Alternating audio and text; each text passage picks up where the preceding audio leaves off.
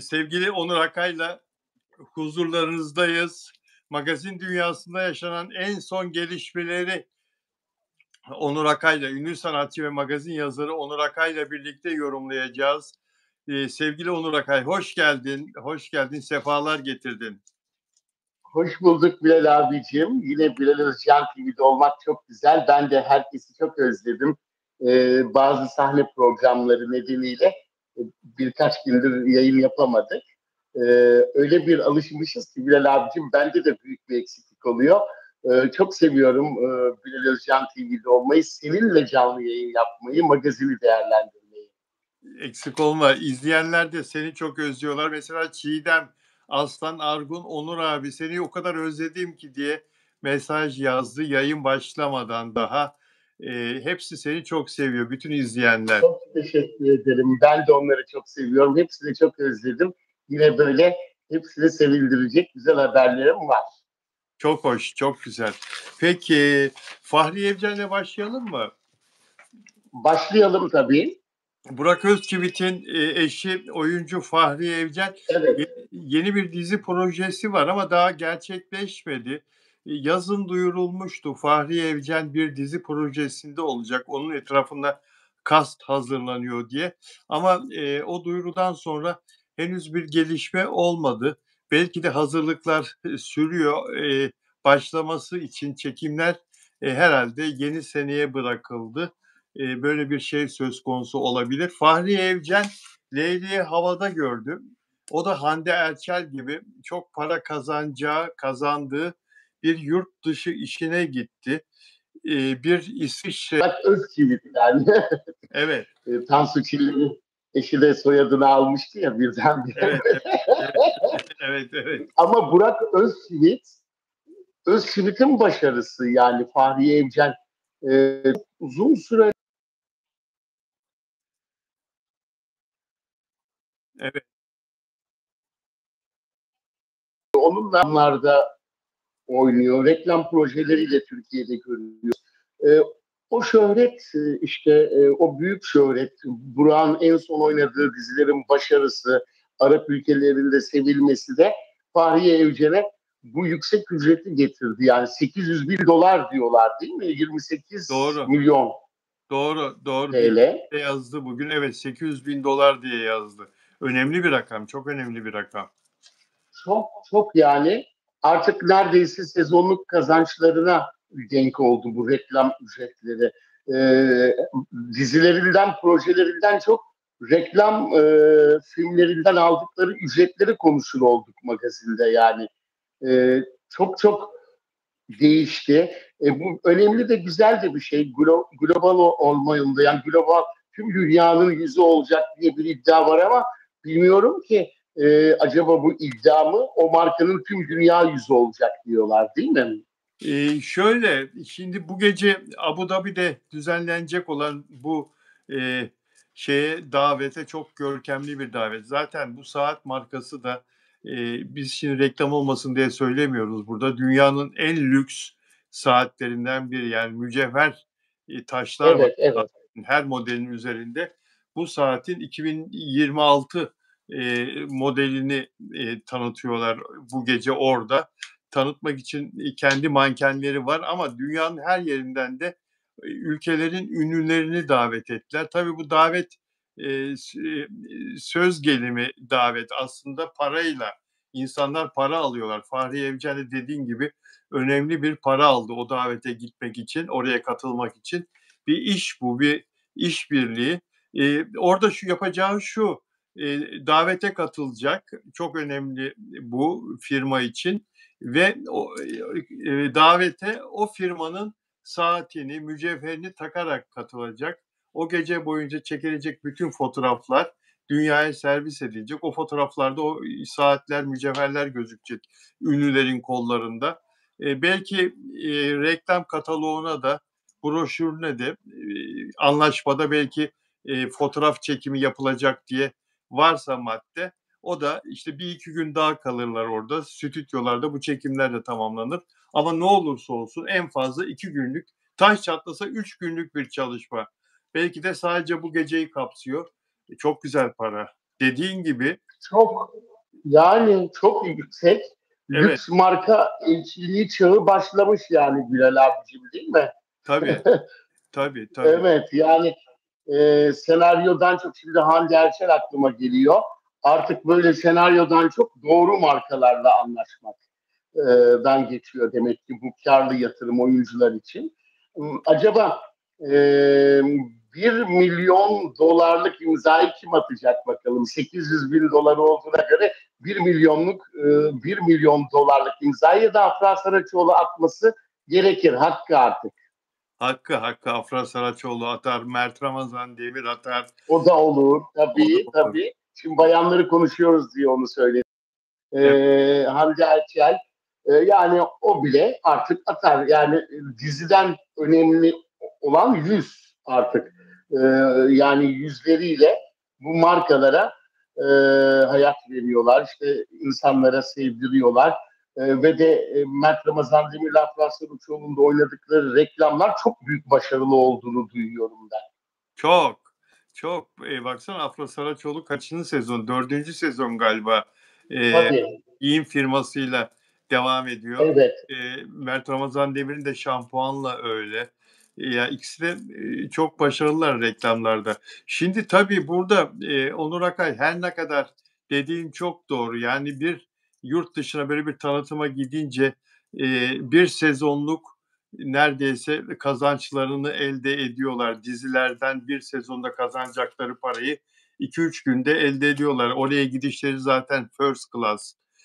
Abu Dhabi hava yollarının uçakları çok konforlu. Orada artık en lüksü otellerde ağırlanıyorlar. Limuzinlerle gidecekleri yerde yani bir prenses gibi ağırlanıyorlar.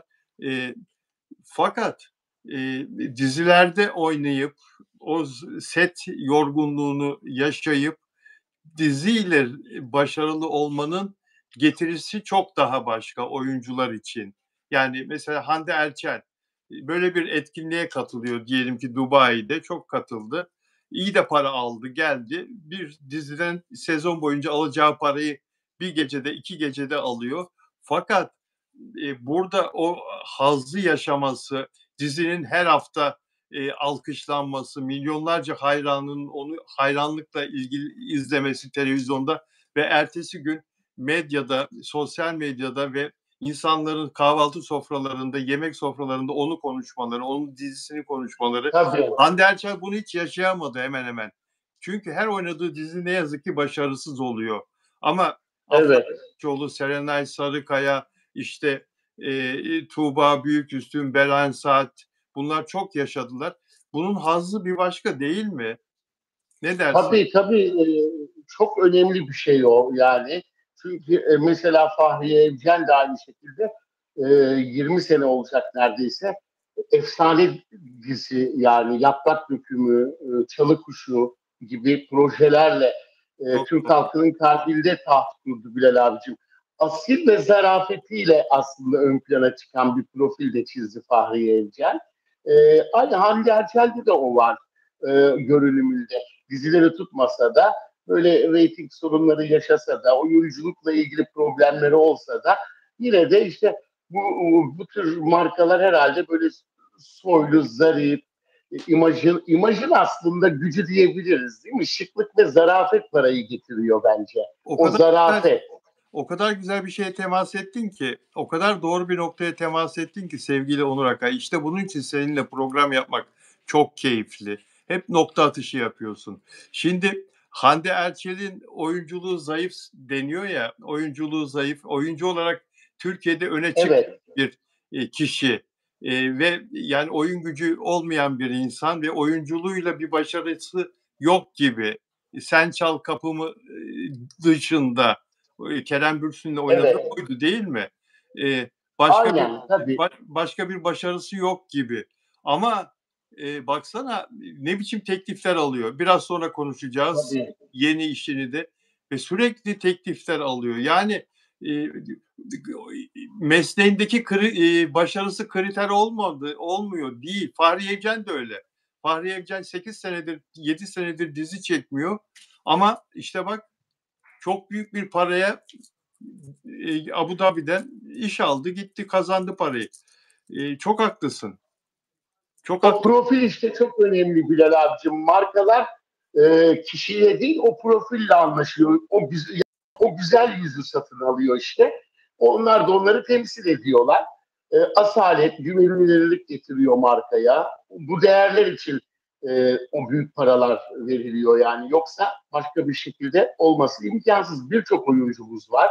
İşte bu da imajı özenle inşa ettiklerinin bir şeyi getirisi yani bu ücret. Ben öyle düşünüyorum.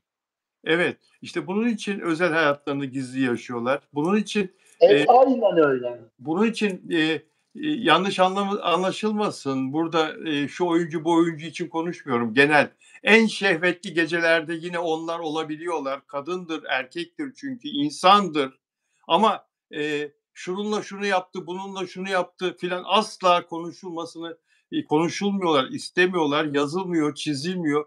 En kötü rezil bir magazin olayının içinde de bulunabiliyorlar ama hiç kimse duymuyor. Çünkü duyulmaması için önlemlerini almışlar. Eğer duyulursa, öğrenilirse zaten bu işler onlara gelmez. Mesela Fahri Evcen'le ilgili e, yıllarca setlerde işte kostümcüye fırça atar, diğer oyunculara yüz vermez.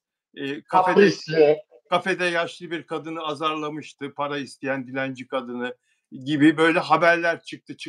çok büyük kaprisli olduğu reklam çekimlerinde bile derler.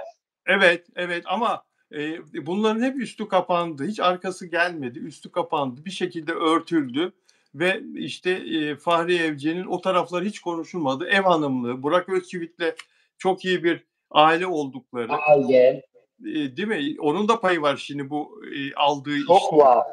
Aile kadına, Tabii, anne, çok iyi bir anne, değil mi? Hep şey taraflarını, özel taraflarını perdelemeyi başarıyorlar. Zaten menajerler de bunun için var. evet. %50 de bunun için var.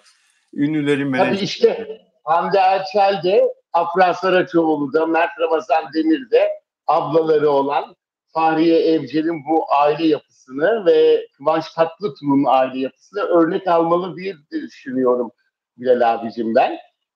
Onun da çok büyük katkısı oluyor dediğin gibi. Magazincileri bile değiştirdiler dediğin gibi.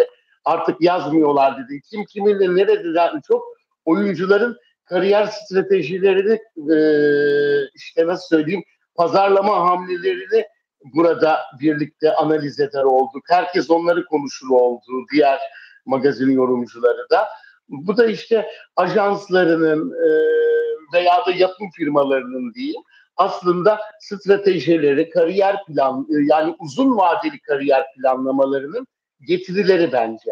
Onun için de pek kızmamak da lazım. Yani neden öyle konuşulmasını istemediklerini çok dediğin doğru Bilal abicim. Ben de aynen onu söylemek istedim. Evet. Şu da bir başka gerçek de var. Sen değindiğin için değinmek istiyorum. Bu özel hayatlarındaki hataları, yanlışları ya da işte çapkınlıkları, bir başkasının ayağını kaydırmaları filan şahıs için söylemiyorum, genel konuşuyorum.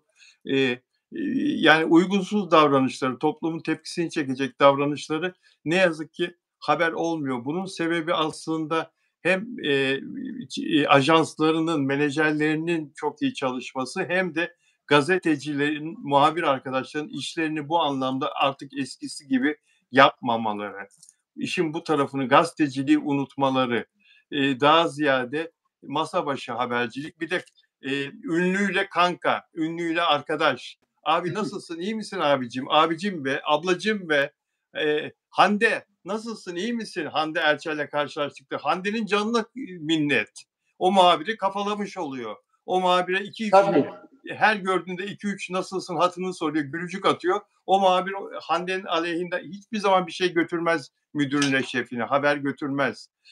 Bu tabii. gazeteciliğin, muhabirliğin şu son zamanlarda kötü yapılmasıyla da alakalı. Aslında ben şuna çok karşıyım Onur ve Bir kendi de Pierre Bilal abicim, Pierre olayı çok abartıldığı için de sorunlar yaşandı. Magazin yazarlarında olsun, işte e, bazı gazete, hatta usta gazeteciler dediklerimiz, Evet. yani sizin döneminizdeki gazetecilerden bile kişilerin bu PR işine çok aşırı düştüğünün duyumlarını ben de hep aldım. Haber, para karşılığı haber yapmak. Bunun adı o. Gazeteci Evet, para karşılığı tanıtım yapması, haber yapması. Gazeteciliği, gazeteciliğin tanımına çok aykırı, çok ters bir durum bu. Gazeteci para almaz. Gazeteci avanta almaz. Hediye almaz, almaması lazım. Menfaat karşılığı haber yapmaz. Ama maalesef zamanımızda dediğin gibi pek çok muhabir arkadaş böyle değil yani yapıyorlar. Ne yazık ki. tabii O bir yüzden kere Bülent Ersoy beni Almanya'dan aradı, Bilal abicim, Civamız. evet. E, Bir konu vardı. Şimdi konuyu çok iyi de hatırlayamıyorum ama cevap vermek istedi. Hemen hadi yaz çocuğum dedi. O söyledi, ben yazdım. WhatsApp üzerinden konuşuyoruz. Almanya'da konserde. Tabii benle yazınca hani hakkını helal et, Bülent Hanım öyle şeylere çok değer verir. Hemen bana dedi Almanya'da olduğu için dedi. Yoksa normalde biz hep konuşuyoruz, öyle bir şey hiçbir zaman. Buradan ne getireyim, parfüm, saat, hemen mesela. Ben hemen kendisine dedim siz sağlıkla gelin dedim Çok mesela. güzel. Çok Evet. güzel. Çok güzel. Doğru olan da bu zaten. Doğru olan da bu. Demin Nelly Manzano'yu gördüm. Özel abonem, özel üyem. Arjantin'den katılıyor. Merhaba dedi sana ve bana. Merhaba dedi. Nelly Manzano merhaba. Sevgiler, merhabalar. Dilek Şenyurt buradaydı. Demin gördüm. Almanya Frankfurt'tan özel abonem. Dilek merhaba. Bu saatlerde katılmam artık zor oluyor dedi Dilek. Saat farkı herhalde Almanya'da Ben de kokuyorum. kış saatine geçti herhalde. Bizim Türkiye'de kış saati, yaz saati diye bir uygulama kalmadı. Hep aynı. Evet. Bunun sebebi de dost ve kardeş ülke Katar'la aynı saat diliminde kalabilmek için saatlerimiz Katar'la aynı olsun diye. Sayın devlet büyüklerimizin de çok sevdiği ve dostluk içinde oldukları Katar Şeyhine bir jest bu. Aşağı yukarı 10 senedir, 12 senedir saatlerimiz Katar'la hep aynı. Bunun sebebini herkes sorar. Ben de bir gazeteci olarak konumuz değil ama yeri gelmişken açıklayayım. Hep aynı. E, Katar demişken Hande Erçel Katar tanıtım filminde oynadı. İzleyebildin mi? Ben onu henüz izleyemedim Bilal abicim. Evet. Hande Erçel işte biraz evvel Fahri Evcen'i konuştuk. Yurt dışından çok güzel teklifler alıp tanıtımlara katılan ünlülerimiz diye. Hande Erçel de Katar'ın Devlet Turizm Bakanlığı'ndan böyle bir teklif almıştı ve değerlendirdi. Hem Katar Hava Yolları hem de Katar'ın genel olarak tanıtımını yapan bir filmde dünyaca ünlü kişilerle oynadı. Fakat işin ilginci sevgili Onur Akay, David Beckham mesela emekli futbolcu, eski futbolcu, Sir Mo Farah dünyanın en iyi eski atletlerinden, Evet. rekortmen ama eski. E, Nobu Mas Matsuhisa Nobu restoranları var meşhur. Bu Japon şef, ünlü şef. Fakat 76 yaşında. Yani o da eski, kıdemli. Tenis kadınlarda eski dünya 2 numarası On Javer. On Javer'le oynadı. O da tenisi bıraktı. O da eski şamp. Yani hep eskilerle Hande Erçel'in bu reklam filmi. Ben yani bunu görünce ya dedim Allah Allah. Bir bizim Hande içeride böyle çiçek gibi çıkmış, parlamış. Bir izlesen pırıl pırıl böyle Hande'nin güzelliği kurtarıyor zaten bu reklam filmini. Neden Tabii. neden böyle bir şey? Yani hep eskiler, hep eskiler. Keşke Hande değiştirseydi. Katar'da para mı yok? Kimi istese oynatır. Bastırsaydı Hande deseydi ki ya tamam bunların hepsi iyi. Bu kas tamam saygı duyuyorum ama bir zamanlar hepsi şampiyonmuş. Ama bir zamanlar. Şimdi günümüzde Oscar alan yeni oyuncular var. E, pop müzikte, rap müzikte dünyanın dinlediği zirvede olan genç isimler var. Yani onlar niye yok burada? Onlarla niye bu tanıtımı yap? Belki de değiştirmedi Bilal abicim bilerek. Herkese nispet yaptı. Bütün kendi jenerasyonuna onların içine girebilen tek benim demiş de olabilir yani. Olabilir değil mi? Bunlar efsane. Bunlar efsane diye Tabii düşünmüştür. ben de geleceğin efsanesiyim diyor bence. Ben de gelecekte böyle efsane olacağım diye düşünmüştür. Yani bakıyorum da şimdi Katar Hava Yolları, Katar'da, başkent Doha'da havalimanında çekilmiş bu. Ya Katar Hava Yolları'nda hep eski ünlüler mi seyahat ediyor? Şimdi terminalin içinde böyle geçen ünlüler. Hepsi, ama hepsi yaşlı bakıyorsun. Hele o tenisçi kadın dünya ikincisi, üzerinde tenis forması, elinde raket, toplar filan. Ama kadın sumo güreşçisi gibi olmuş abi. Yani o İzleyeceğim kadını çok merak ettim. vallahi bak, o kadını bir zamanların şampiyonu, kortlarda fırtına gibi esen, çok fazla değil ha, 2-3 sene önce fırtına gibi esen o kadını o haliyle ne kadar büyük para verdiğinizle ikna ettiniz. Yani ama Hande Erçel dediğim gibi çiçek gibi ondan, fakat senin dediğin çok güzel bir şey, eee, cevap. Hoşuna gitmiştir Bilal abicim öyle değerli isimlerle bir arada olmak da onun. Yani onun için değiştirmek değil istememiştir. Yani ya da nasıl yani verilen karışmamış da olabilir. Parasını alıp oynadığı öyle de olabilir. Ama güzel bir şey Hande Erçel'in de tercih edilmesi, öyle değerli isimlerin içine girmesi kariyeri için güzel bir şey bence. Bir tahminde bulunacağım. Bilmiyorum, kesin, araştırdım, henüz öğrenemedim. 3 milyon dolardan aşağı almamıştır reklam filminde. Çünkü reklam filmini Hande Erçel kurtarıyor. Hande Erçel'e o kadar büyük değer vermişler ki resimler, Hande Erçel'in videoları, görüntüler içeride, Hande Erçel'in sahneleri çok fazla ve çok hakim reklam filmine. Zaten böyle bir reklam tanıtım, ülkeyi tanıtıyorsun ve Katar dünyanın en büyük petrol kralı bir ülke, biliyorsun Katar. Yani dünyada en çok Tabii. petrol çıkaran ve dünyanın en zengin. Geçen Dünya Kupası orada yapıldı. Dünyanın en zengin ülkelerinden ikinci galiba. Birinci Brunei Sultanlığı Uzak Doğu'da, ikinci Katar diye biliyorum. Suudi Arabistan'ın da önünde. Yani 3 milyon dolar almış mıdır Bilal abicim? Öyle bir şey olmuş mudur tabii diyorsun? dünya starları zaten 5 milyon dolar, 10 milyon dolar. Bir Hollywood'da bir filmde oynuyorlar bu bildiğimiz Amerikalı oyuncular. 15 milyon dolar, 20 milyon dolar alıyorlar Tabii. film başına. Hande Erçelcik, bizim Hande Erçelciğimize 3 milyon dolar vermişler, çok mu? Burada bu şeyde koskoca Katar'ın tanıtım reklam filminde başrolde kadın. Evet ben de biraz önce 1 milyon doları kim alacak diyordum. Oo, ben geride bile kalmışım. Almıştır. Rakamı bilmiyorum. Kendisi açıklarsa öğreniriz.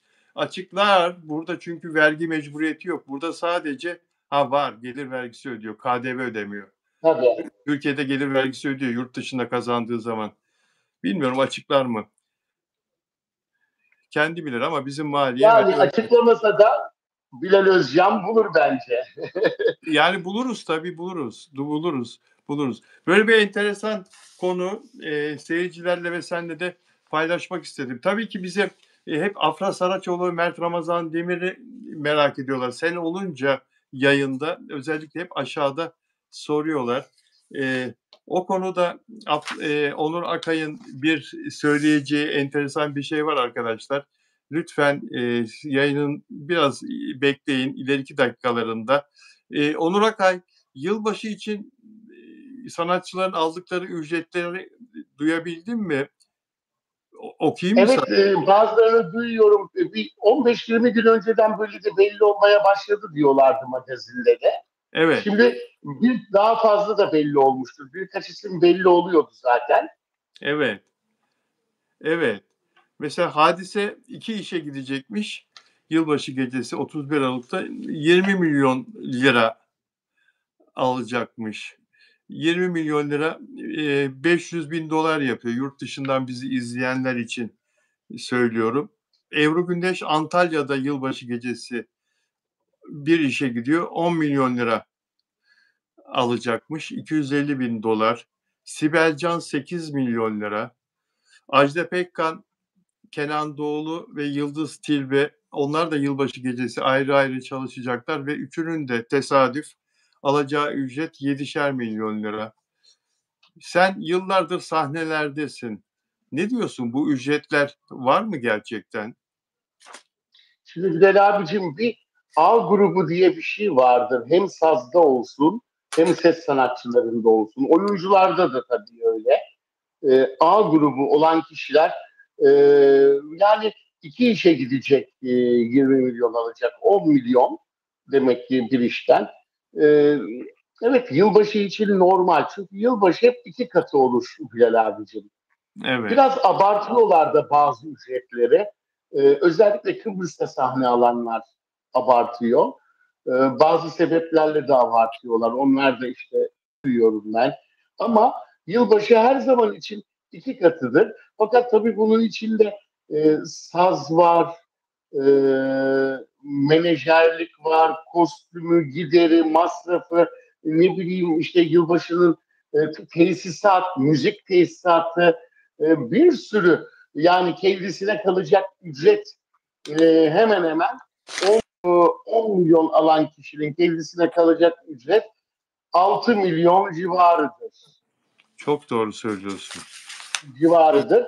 Yılbaşı için de uygun. Ama abartıyorlar. Mesela 2012 yılında Bilal abicim, 11 yılı, 12, 13 falan, e, mesela benim aldığım ücretleri de böyle yazmışlar. İnternette de var. Bakınca görürsünüz. Yani abartılıydı. Öyle Herkesinkini yazıyorlar. Benim de arasına koymuşlardı. Ben de o sene Mersin'deydim. Öyle bir yazmışlar. Tabii o yıla göre biraz abartılıydı. Onun daha azıydı yani. Ama hemen tabii maliyeciler de peşinden geliyor sanatçıların bu haberleri duyunca. Ben de iki yerde sahne alıyordum. Oradan oraya arkamdan arabayla maliyecilerle gittik yani.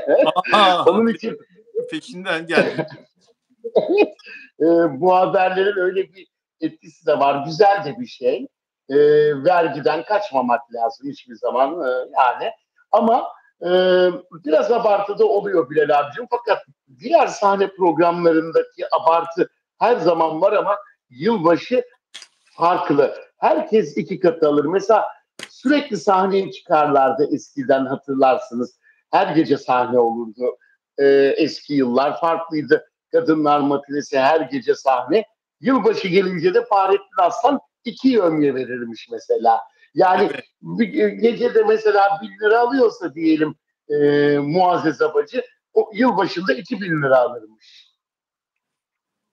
Yılbaşı gecesi Maksim'de de çift yevmiye. Çift yevmiye. Evet, öyle yaparlarmış eskiden de yani. Şimdi de iki katı yani. Herkes artık az solist, herkes kendi sahnesinin solisti. Eskiden öyle değildi tabii. Doğru söylüyorsun. Doğru söylüyorsun. Bu yılbaşında sen çalışacak mısın, dinlenecek misin? Bence dinlen ya ailenle. Benim de Bilal abicim, büyük bir ihtimal bu hafta belli oluyor, kesinleşecek. Kesinleşecek. Evet. Azerbaycan olma ihtimali var. Öyle mi? Evet, ben oraya hep giderim. Hatta bir gittiğimde haberini de siz yapmıştınız. Doğru hatırlıyorum. Çok da severler beni. O en son 11 gün gitmiştim. Oranın bütün canlı televizyon kanallarına konuk oldum. Ne zaman zaten Almanya'ya gitsem, Kıbrıs'a gitsem, Bilal abicim, Azerbaycan dahil, hemen devlet kanalları ve devlet radyoları ilk beni konuk ediyor. Ne güzel. Ne güzel, ne güzel. Evet, sanki burada TRT'de gibi, öyle bir de kariyerim olunca mı acaba bilmiyorum ama hemen oraya çıkıyorum. Ya Bayrak Radyo'ya, işte BRT'ye konser veriyorum falan. Şeyde öyle, Azerbaycan'da, Almanya'da öyle. Program, oranın devlet kanalına değil de orada da bizim kanalların eurolarına işte çıkıyoruz. Çok Yani konsere de gitsem mutlaka bir televizyon programıyla yapmışımdır. Hatta konserimi böyle canlı bile vermişlerdir. Azerbaycan'da Türk sanatçılarına çok büyük bir ilgi var. Orada verilen paralar hep doğru. Azerbaycan'a gidenlerin ücretleri doğrudur. Kıbrıs'ta çok sanatçılara değer verir ama oradaki otellerden mi artık nedir, işte bazı şeyler var biliyorsunuz orada. var. Biraz orada abartıyorlar. Evet. Doğru söylüyorsun. Doğru söylüyorsun. Peki, Uzakşehir dizisinde, şöyle bir ilginç gelişme var. Uzakşehir'in müdavimlerinden biri, çok beğenerek izleyenlerden biri de sevgili Sezen Aksu. Bunu, Evet, biliyoruz. Bundan 7-8 ay önce de Sezen Aksu Uzakşehir, için bir beste yapmıştı. Bir, şarkı evet. vermişti. Şimdi yine bir beste yaptı Uzakşehir dizisi için ve para almadı, hediye etti. "Çek Tetiği" isimli bir beste ve Ozan Akbaba seslendirdi. Dinlebildin Seslendirmiş. dinlebildin Dinledim. Dün haberlerde dinledim. ya, Hem nasıl iki buldun? ayrı kanalın ana haberinde vardı. Evet, Ee, Çok güzel buldum Bilal abicim. Vallahi ne güzel seslendirmiş. Yani sesi varmış, kulağı varmış diyelim. Kulak da var. Ya aslında şöyle, oyuncuların hep sesi olur. Tiyatro bölümüne girerken sese de bakarlar, kulağa bakarlar özellikle. Piyano yanına geçerler. Aynı bizim musiki veya e, müzik bölümüne giren öğrenciler gibi kulaklarına bakarlar. Ses eğitimi görürler. Derslerimiz ortak olur tiyatrocularla mesela bizim. Onlar da ses eğitimi görür. Solfej görürler. Batı müziği solfej. Yani onun için eğitiliyor sesleri çoğunun. Konservatuvar mezunu olanlar çünkü müzikallerde de oynuyorlar ya Bilal abicim. evet. Tiyatrocu olacaklar çünkü. Kulak da olması şart. Şimdi bir de teknik de var. Artık kulağı olan kişi şarkıyı öğrenip de okuduğu zaman detone de olsa, sürtone de olsa bilgisayar onu yerine alıyor. Zaten Sezen Aksu Bilal abi. şeye gelmiş, Midyat'tan Kanlıca'ya gelmiş. Evde stüdyo var biliyorsun Sezen'de. Sezen'le Tabii. beraber çalışmışlar. Sezen'le beraber kaydetmişler. Sezen de bayılır zaten, O eee, tabii. oyuncuları misafir etmeye. Dediğin gibi, bilgisayar da var, her şey var. Sezen zaten bu işin kurdu. Bence sigara içiyor ama. Biz Teknik de göstermiştir Sezen Aksu. En iyi şekilde okutmuştur. Ben Sezen Aksu'yla kayıt ettiklerini bilmiyordum. Evet, O okutur yani artık yılların en değerli sanatçılarından, en profesyonel tekniği bilen evet, mutlaka okutmuştur. Havaya sokar okutur yani oyuncuyu. okutur. Ama seste bir hafif böyle bir sigara içtiği için galiba böyle bir perde gibi, böyle bir hafif kalınlık gibi bir şey var. Yani ne kadar uğraşsalar da o bir şant çalışmadığı için mi acaba? Şant çalışsa Şan belki çalışmadığı içindir. evet, şant Bilmiyorum sigara kullanıyor mu ben bilmiyorum ama sigara da sesin tonunu kalınlaştırır. evet, Eskiden spikerler içermiş bilerek. Ses tonu daha kalın olsun. çıkarmış böyle bayanlar özellikle. Çok değişik bir ses tonu yaparmış ama şarkı söyleyenler için iyi bir şey değil özellikle ama İyi. o tenor bir ses gibi gelmedi bana. Bir kere daha dinlemem lazım. Sesinin yapısı da öyle olabilir Bilal abi. Her sesin bir yapısı var. Doğru söylüyorsun, haklısın. Bir günde 1,3 milyon izlendi. Ozan Akbaba'nın bu şarkıyla şarkı söylediği tanıtım. Bir tanıtım hazırlandı. Bu şarkıyla Evet, Ozan Akbaba'nın sesinden, Uzakşehir'in yeni tanıtımı bir günde 1,3 milyon izlendi. İnsanlar ilgi gösterdiler. Eee, evet çok sevildiler. Dizi çok sevildi. Çok sevildi. Reytingler de gayet iyi gidiyor. Uzakşehir yurt dışında da çok fazla izleyicisi var. Bizim, takipçilerimiz de izliyorlar Uzakşehir'i. Eee, Afra Saraçoğlu, Mert Ramazan Demir'i konuşacağız ama önce Güllü'nün şanssızlığını konuşalım ya. Güllü'yü dövüyorlarmış ya. Evladı dövmüş ya. Oğlu dövmüş hem de çok fena dövmüş biliyor musun? Sevilay Yılmaz gazetecidir. Yılların gazeteci. Evet, Bu sabah Show TV'de bir programa katıldı. Programın adı da Bu Sabah. evet Ve biliyorum. Güllü'nün vefatından 3 ay önce oğlu Tuğberk Yağız Gülter'in annesine şiddet uyguladığını söyledi. Güllü'nün hatta o dayağı yerken oğlundan 3 ay önce KADES uygulaması, kadın destek uygulaması, oraya basıp cep telefonundan yardım çağırdığını, anında evine yardım geldiğini. Yani böyle bir şey var mı ya? Peki nasıl ispat etti? İspatı var mı Bilal abicim? KADES Yani uygulaması nereden KADES uygulamasına kaydı var. KADES, kaydı var ama oğlu mu yapmış o kayıt öyle mi? Ona ulaşmış mı ya gazeteci o kadar hanım? detaylı bilmiyorum ama bu kız iyi gazeteci. Yani KADES uygulamasına Evet. kaydı var. KADES'e sorgular Yani zaten öğrenebilir. evet. Şimdi tabii e, vefat ederken de özür dilerim de diye kendisi de onu dediğini itiraf etti Özür dilerim dediğini anladık. programda. Evet, onun ağzını okudular ama kendisi de itiraf etti. Kanal D'deki sabah programında Anladım. Hakan Bey'in, Anladım. Hakan Ural'ın programına bağlanınca itiraf etti. Ee, Belki de bunun için diyordu. Annesine karşı yaptığı şeyler için orada hakkını helal et der gibi özür dilerim diyordu. Ama bir insan anneye nasıl vurur? Ne olursa olsun yani tartışılabilir olabilir de anneye bağırmak ve köpürtmek ama Şiddet. hadi tartıştı diyelim de Şiddet. nasıl olur? Şimdi Güllü abla da biraz alkolü fazla alırdı yani rahmetli. E, Bazı alkol aldığındaki tavırları değişir. Çok çok agresif olur. Herkese karşı. Sabah unutur ama e, o anda değişik şeyleri vardı. Onun da artık ne oldu bilmiyorum belki. Ama insanın canına tak dese de anneye el kalkmaz. Bu çok kötü bir Kalkmaz. şey. Ve Onur Akay burada sadece el kalkmamış. Burada kadıncağızı KADES'ten imdat isteyecek kadar kötü dövmüş bu çocuk. Yani KADES'e Ama niye mümkün değil bassın? Rezil öyle. olmayı göze almış. Yani KADES'e basayım, eve polisler falan geliyor çünkü. Yani konu komşu öğreniyor. Zaten konu komşu bunu herkese yaymış bu olayı. Ama ben anneye el kaldıran kişinin başka bir şey kullandığını düşünüyorum Bilal abicim. Bu başka türlü olmaz. Yani yasaklı madde kullandığını düşünüyorum. Başka türlü nasıl olabilir?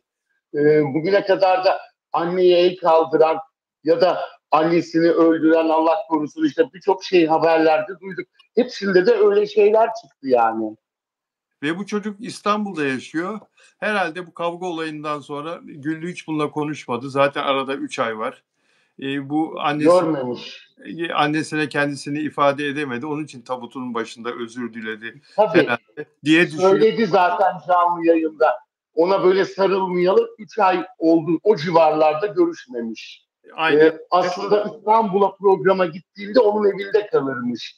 Demek ki bu olaydan sonra, olay yakın zamanda olduysa onun için uzun süredir görmedi herhalde Ve belki de. sevgili Onur Akay, annem vefat etmiş. Sabah saat 6.30-7'de kendin şey çekiyorsun. Annenin vefat haberini alıyorsun ve story çekiyorsun. Nasıl bir soğukkanlılık? Nasıl Evet. bir metin yazmışsın, o metni okuyorsun. Nasıl bir soğukkanlılık?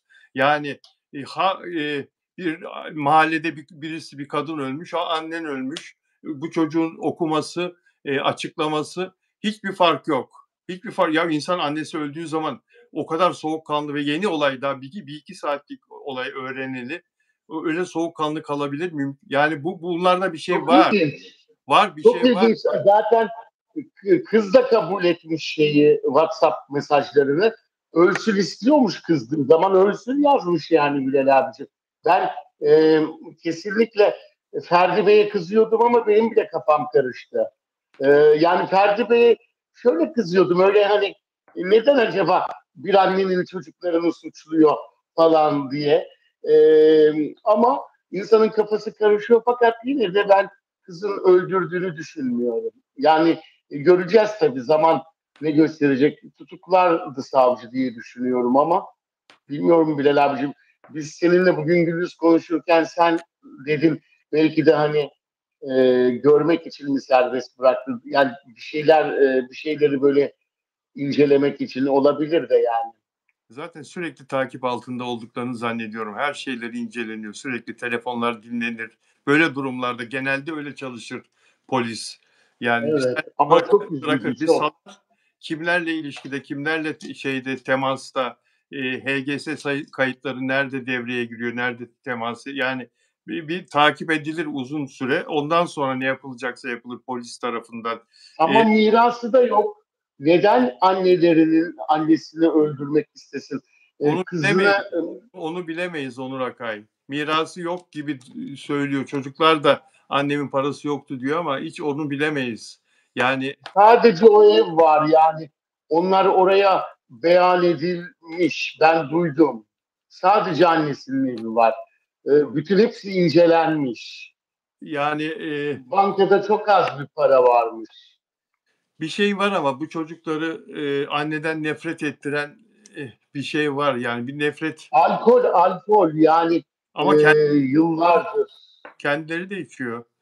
Ki ölsün, ölmüyor, Evet, ölmüyor, ölsün, bir şeyler yap diye kızının yazdığı, bu çok daha uzun yazı, arkadaşına yazdığı, o Bircan Hanım'a yazdığı mesaj var ve mesaj kabul etti. Ben yazdım dedi ama ben dedi anne evet. öldürmedim dedi. Ya bu ne demek ya? Yani belki de daha başka şiddet de uyguladılar kadıncağıza. Belki şimdi bunu ben bir gazeteci olarak düşünmek ve dile getirmek zorundayım. Biz konuşmazsak kim konuşacak? Yaptılar demiyorum. Yanlış Tabii, anlaşılmasın. Savcılık incelesin, polis incelesin. Öyle oldu mu? tabii. Şimdi bu çocuğun oğlunun dövdüğü iddia edildi. O zaman kız da annem ölsün, annem ölsün diye aylardır böyle mesajlar attığına göre demek ki bunlar annesiyle tartıştıkları zaman falan belki de iddia bu. Olmuştur demiyorum ama bana bunu düşündürtüyor. E, e, abi kardeş, iki kardeş belki de annelerini birlikte vuruyorlardı, dövüyorlardı. Onu yıldırıyorlardı, kadıncağızı çıldırtıyorlardı. İnsanın aklına her şey gelir. Her şey geliyor. Bizde Tabii, cevap tabii, hakkı tabii. da var. İki kardeşin de cevap hakkı var. Bunu da söyleyelim. Bağlanabilirler yayınımıza. Beni arayabilirler. Mail atabilirler. Cevap haklarını da kullanabilirler. Ben de Onların yakın kişilerle hep görüşüyorum. Yani işte ben en başta da demiştim Bilal abicim senin programına Ferdi Bey konuk olduğunda.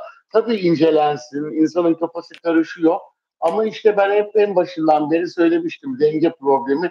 Birçok araştırmada da sonuçlar hiç itildiği gibi çıkmadı ama işte bu çok şey de olabilir tabii. Yani sinirlendikleri zaman böyle şeyler yaşıyorlar. İşte kullandıkları maddelerden, belki de o gösterdikleri temiz şeyleri e, gerçek olmayabilir de yani öyle aldılar mı bilmiyorum ama e, yani bilemeyiz. O bunlar kullanmadığına dair. Bunlara hep bakılacak ve bu kızın e, avukatı diyormuş ki dün Ferdi Bey'le canlı yayın yaptık. Ferdi Aydın söyledi. Kızının avukatı kızının bu annem ölsün sözleri üzerine toplumda evlatlar annelerine kızdıkları zaman annesi ölsün isterler. Bu normaldir falan gibi bir laf etmiş avukatı Ferdi Bey. Aa, Vallahi bir de böyle bir yanlış algıyla çocuğu, kızı savunmak falan çok hata, çok büyük hata. Bizim toplumda böyle bir şey yok. Bilakis bizler %99'u Müslüman olan bir milletiz. Eee, tabii, her dilde de vardır bu ayrıca. Her dinde de vardır. Allah'ın bir sözü var Kur'an'da. Anne babaya öf demeyeceksin. Yani tabii. cennet annenin ayakları altındadır diye de bizim bir atasözümüz de var. Yani anne babaya öf demeyeceksin diyen bir dine mensubuz biz. Avukat hanım demiş ki avukat hanım da kendisini ifade edebilir. Yanlışsa söylediğim çıkıp kendisini anlatabilir. Demiş ki bizim toplumda evlatlar kızdıkları zaman annelerine işte ölsün gitsin filan diye düşünebiliyorlar, söyleyebiliyorlar demiş. Böyle savunma mı olur ya? Onur Akay ne Çok diyorsun? ilginç ya. Bir de avukat. Çok şaşırdım Bilal abicim. Bunu yani nerede savunmuş? Savcılıkta mı savunmuş ya da başka söyleyenlere mi demiş? Sosyal medyada dedi herhalde. Ne bileyim. Yani hiç avukat böyle bir şey der mi? Çok Şaşırdım yani. çok şaşırtıcı değil mi? Ben de çok şaşırdım. Yani tam film oldu hayatı. Güllü abla efsane oldu ölümüyle. Hayatı da zaten film gibiydi. Şimdi bu son şeylerle artık 2 tane bile film çekilebilir. Yani bu çok ilginç bir yere doğru gidiyor. Hayırlısı olsun, ne diyelim. Hayırlısı olsun. Hayırlısı olsun. Sevgili Onur Akay, eee, var mı yeni bir şarkı, yeni bir beste, yeni bir şiir? Sen durmazsın sanatla Yeni uğraşmadan. şiirler var. Var Bir mı? tane, 2 tane yeni şiir yazdım. Bu aralar ilham geliyor. Bir tanesini de hemen bestelemişler. TRT'ye göndereceklermiş. Bu arada e, dün canlı yayınımız olmadığı için Bilal abicim, herkesin Cumhuriyet Bayramı da Ah, kutlu olsun. 102. yılı Cumhuriyetimizin kutlu çok olsun. güzel. Ben de Cumhuriyet'in 75. yıl marşını yazan bir hem besteleyen hem yazan bir kişi olarak iyi ki de Bilmiyordum, nice bilmiyordum. yıllar olsun Tebrik ederim, diyeyim. Evet, tebrik ederim, tebrik ederim. 98'de 75. yılı kutladığımız yıl yazmıştım. O zaman her yerde, radyolarda, televizyonlarda nice yıllar olsun Cumhuriyete diye çıkmıştı. Çok güzel bir Ee, marştı o. Hatırlamaz mıyım, bilmez miyim? Senin de evet, evet. vallahi Onur Akay. Sevgili Yeni nesil aşık Atatürk'üme, bayrağa, devlete, cumhuriyete, 75 yıl yetmez şanlı Türk'üme, nice yıllar olsun Cumhuriyete diye başlıyordu Bilal abicim çok marş. güzel. Evet, 100. yılda bile kullandılar. 75'i yüzlerce demişler. Evet, yetmez. Atatürk'ü de buradan ve silah arkadaşlarını da özlemle yad edelim. İyi ki Atatürk'ümüz var. İyi ki Atatürk'ümüz var. Allah rahmet eylesin. Ona ve şehitlerine Amin. Allah razı olsun.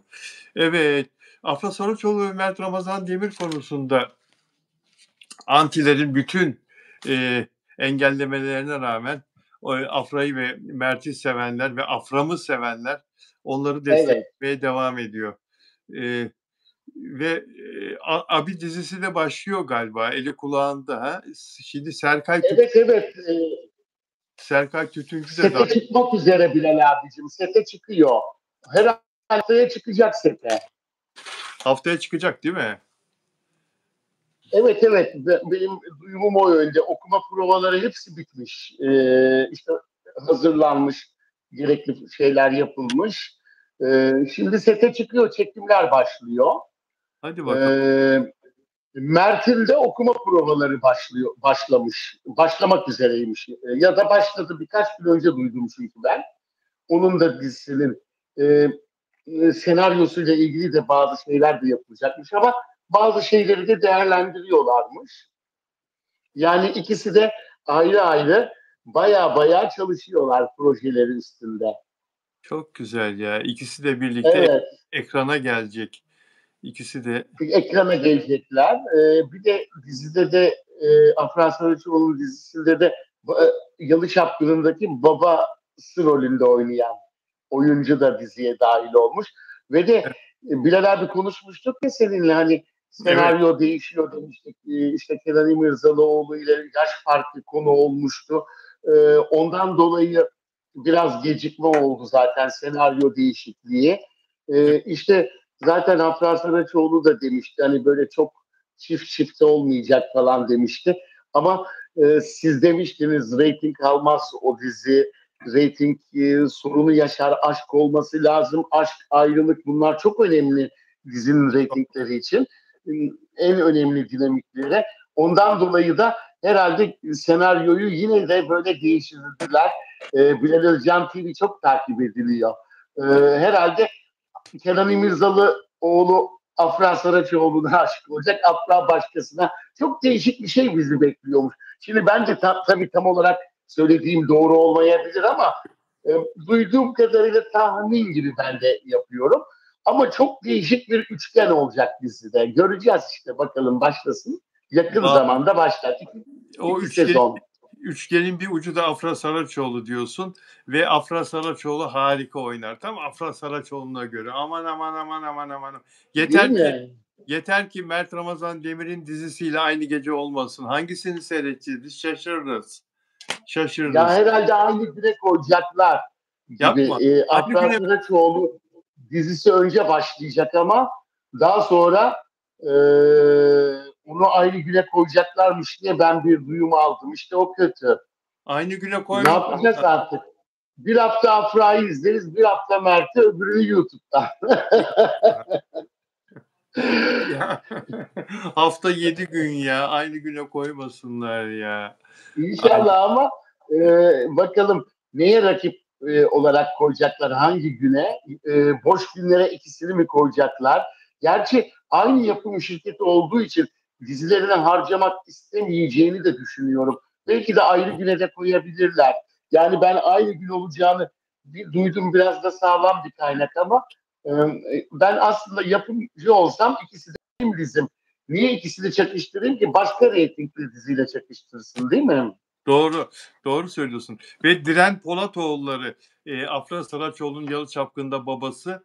Burada kötü bir karakter olacakmış ama Afra Saraçoğlu'nun da abi dediği, güvendiği bir karaktermiş senaryoda. Diren Polatoğulları çok çok iyi bir oyuncu, biliyorsun. Bence o da bu dizide Evet, evet. yine öne çıkacak, yine sivrilecek bu dizide diye düşünüyorum. Tabii Bilal abicim, benim pilotu var, onu da söyleyeyim. Evet. 20 28 Kasım Cuma akşamı ilk bölümü yayınlanabilir. Hangisi? İşte o Afra Saraçoğlu'nun Öyle mi? dizisi 28 abi. Kasım. 28 Kasım'a 28 kadar Kasım. biz nasıl bekleyeceğiz? 28 Kasım. İşte bir ay falan var. İşte Evet. benim yani duydum 21'de yetiştirebilirler mi? Bilmiyorum, 20 günde 2 bölümün her şeyini, montajını, çekimlerini, ama bana söylenen 28. Erken de bitebilir, hızlı da gidebilirler. Belli de olmaz tabii de. Bir duydum böyle yine sağlam bir kaynaktan. Cuma günleri yani şeyle çakıştıracaklar diye duydum. Sizin de sevdiğiniz dizi. Daha ben izleyemedim bu hafta da sahne programını. Ya yapma Karadeniz'le. ya. Evet. Yapma ya. Taşsın İşte bu Hande deniz. Erçel'le Taşsın bu, ATV'de öyle giriş yapacak. taşsın bu denizde, çakıştırmasınlar ya. Orada Ava var ya. Takarsın bu deniz. Evet. İşte Ava o var dizi ya.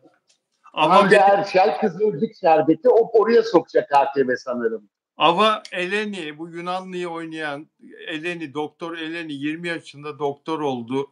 Türkiye'ye geldi, doktorluk yapıyor. Dünya güzeli. Benim ikinci Afra Saraçoğlu'm o. Türk televizyonlarında ikinci Afra Saraçoğlu. O kadar yetenekli, o kadar güzel. Afra'dan 8 yaş küçük. Onu bir izle. Gerçi o dizi de OGM'nin. O dizi de OGM'yi, OGM'nin. ya OGM'den bu kadar güzel dizi nasıl çıktı abi ya? Ya İşte tabii güzel. çalışmaları senaristlere de bağlı. İyi bir senaryo bulmak, tesadüf. Nasıl bir şarkı kısmetli oluyor? Demet Akalın çok kısmetlidir mesela şarkılarda. En güzel Çok. şarkılar denk gelir. O GM'de yapımcı bazı şeylere izin vermiyor diye kızıyoruz ama senaryoda kısmet. Pat piyona gelmiş olabilir tabii ki. Ama İyi de nasıl bir bir, kas yapınca da tutuyor. İyi bir çalışma. Ekibi zaten güçlü. OGM'nin kaç yıldır dizileriyle, filmleriyle başarılılar yani o konuda aslında. Biz sadece Afra ile Mert'in aşkından dolayı yaptıklarına kızdık yani. Ha doğru bir de söylüyorsun. senaryoyu bozdular. Yalı Çapkın'ın da hata yaptılar. Çok doğru. Ama bir daha yapmazlar sanmıyorum. Onun için diziyi geç başlar. Dikkat ediyorlar her şeye. Evet, evet. Şimdi çok ince eleyip sık dokuyorlar. Gerçi OGM'nin Bu başka arada şu anda 4-5 tane daha dizisi var oynayan. OGM bu işin artık fabrikası, tam fabrikası. Şu anda tabii en çok üreten o, değil mi? En büyük evet. 6 tane falan dizi bir arada oynuyor. Çok büyük bir maliyet, çok büyük bir kazanç. Allah kuvvet versin. Çok zor iş. Altından kalkmak Yani çok e, zor. ben olsam pazartesi gününe koyarım yani. Afra Saraçoğlu bence şeyle baş eder. E, diğer diziyle.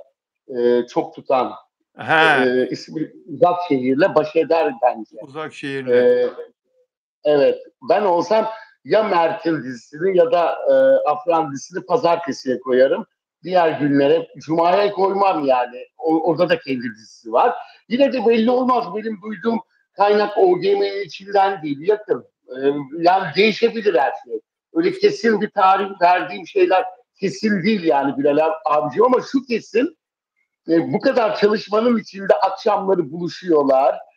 Bazen Afra'nın evinde, bazen Mert'in evinde. Araları çok iyi. E, Dikkat ediyorlar işte bu kariyerleri için, yeni projeleri için. E, Yani yapım şirketinin isteklerini yerine getiriyorlar tabii ki. Ama eninde sonunda bu sezon yakalanacaklar yani. Ben kesin eminim. Yakalanacaklar diyorsun. Evet, evet, takip edenler varmış diye duydum. Takip edenler. Evet, bazen gazeteci arkadaşlar beni arıyor, bu genç muhabirler. Gece sokakta çalışan, gündüz sokakta çalışanlar Evet. zarf atıyorlar. Ağzımdan bazı şeyler almaya çalışıyorlar. Ben de hissediyorum. O takip ediliyorlar diye. Ediyorsunuz değil mi? Çünkü Evet, bana sordular, söylediklerimi duymuşlar o evlenme yazımı. Evet, o yazıyı siz de değerlendirmişsiniz, analiz etmişsiniz. Benim çıkamadığım gün sahne programı olduğu gün evet, Bilal abiciğim o yayını da izledim. Tamamen çok sağlam bir kaynaktan. İşte en başa döndük. Tekrar evlen benimle demiş. Evet cevabını da almış. Ama ne zaman olacak? İşte dizileri var. Belli değil. Siz de zaten orada öyle demişsiniz. Şimdi dizi başlıyor. Mümkün mü? Artık bakalım yaz sezonunda bir de film projeleri gelmişti onlara. Film projelerini bile yaza ertelediler. Çok güzel bir senaryo varmış ellerinde. İkisi filmde de oynayacak yani. Ama yaz olur. Artık dizinin gidişatına göre her şey değişebilir. İnşallah reytingleri yüksek olsun. Onlar yazında evlenir, yazında filmde oynarlar bence. Çünkü birbirlerine onlar farklı aşık. Çok büyük bir aşk Bilal abi. Öyle bildiğin gibi değil. Yani kimsenin bildiği gibi değil. Sen çok iyi biliyorsun zaten. Mesela o antilerin bildiği gibi değil. Yani hepsi yanlış söylüyor. hepsi yanlış söylüyor. Afran beraberliği ünlüler dünyasında yaşanan en güzel aşk diyor, en büyük aşk diyor Onur Akay, dostlar. Ve antilerin hepsinin yanlış bildiğini, yanlış söylediğini söylüyor. Ben de Onur Akay'ın bu söylediklerine gönülden katılıyorum, katılıyorum. Ee, peki sevgili Onur Akay, bir saati tamamlamak üzereyiz. Güzel. Öyle mi? Evet, ne çabuk geçmiş Bilal abicim. Öyle su gibi akıp geçiyor Onur Akay. Su gibi akıp geçiyor. Bugün günlerden Perşembe. Artık Perşembe. Onur Akay'la Perşembe ve Cumartesi günleri. Cumartesileri zaten yapıyorduk canlı yayın. Ee, Tabii. Perşembeye aldık Pazartesi yerine. Her Perşembe ve Cumartesi canlı Cumartesi. yayındayız. İnşallah Allah'tan bir mani olmazsa dostlar. Pazar geceleri bazen sahne hafta sonu programları olduğu için pazartesi dönüş zor olabiliyor. Yani perşembe günleri çok rahat oluyor. İnşallah izleyicilerimize de uygundur. Perşembe, cumartesi buluşuruz Bilal abiciğim. İnşallah. Bu ara İstanbul'a gelme gibi bir şey var mı? Seyahate çıkma gibi bir durum var mı? Evet var. Evet var. Bazı hem meslek birlikleriyle ilgili işlerim olsun, onun yanı sıra bazı özel geceler, bir de seneye çıkaracağım single ile ilgili çalışmalar başlayacak falan. Gelip gideceğim Bilal abicim. Bakarsın senin yanına gelirim, yan yana yaparız canlı yayını. Güzel olur valla. Çok güzel olur valla. Evet, İnşallah canım sevgili olarak kay. inşallah. Eksik ol. Karşınıza bir öperim o mis gibi kafasından böyle. Tatlı o da. İnşallah, inşallah. Valla bekleriz. Sağ ol. Leo nerede? Hiç sesi çıkmadı bugün. Leo bugün hava çok güzel Akçay'da. Sahile götürdüm. Orada böyle çok güzel bir yerimiz var bizim. Orada serbest bırakıyoruz köpeklerimizi. Ondan koştuk, oyun oynadık falan böyle. Leo çok güzel oyunlar oynar. Top oynar, frisbee tutar, border collie bir özellikmiş o. Onu bayağı yordum, yukarı kata çıkamıyor. Aşağıda uyuyakaldı. Hay Allah. Hiç gelmedi, avlamaya da gelmedi. Hiç avlamadı da. Çok yormuşum Hiç bayağı. hiç. Bugün çok oynadık onunla. Evet, Evet. kuşların da sesi gelmiyor. Kuşlar iyi mi? Kuşlar içeride tabii, artık terasta değil. Havalar onlara göre serinlediği için akşamları Bilal abicim onlara oda yaptık. İşte beşinci yavru da çıktı. Öyle mi? Yumurtanın birinden daha çıktı. 5 yavru büyütüyor annesi. Ben de ona birçok şeyler aldım. Gerekli işte kursak sütüyle beslediği için, onu çoğaltması için. İşte ben de onlara iyi bakmaya çalışıyorum böyle. Temiz ve iyi. Çünkü 5 tane yavru, biri büyüdü. Ne güzel, ne güzel, ne 6 güzel, yavru yani onunla. ne Bilal güzel. abicim. Hediye edeceğim böyle iyi bakacak kişilere. Çok Benim de böyle hediyem olsun. İsteyenlere hediye edeceğim. Ne yapayım? Çünkü hemen yeniden yumurta yapıyormuş. ya Bu sefer ev kuş cenneti. zor, çok zor. Bakmak çok zor olur tabii. Sevgili Onur Akay, çok teşekkür ederim yayınıma katıldığın için dostum. Eksik olma. Ben de İnşallah. teşekkür ediyorum. Herkese sevgilerimle diyorum. Mesaj çekenlere teşekkür ediyorum. Bir kuş yavrusu isterim demiş. Tabii, tabii. Ama nasıl olacak? Nerede, nasıl göndereceğim? Kesinlikle gönderirim. İlk Çok güzel. bilgilerimizden biri. Herkese sevgiler, saygılar. Sevgiler, Güzel bir akşam dilerim. saygılar. Görüşmek üzere.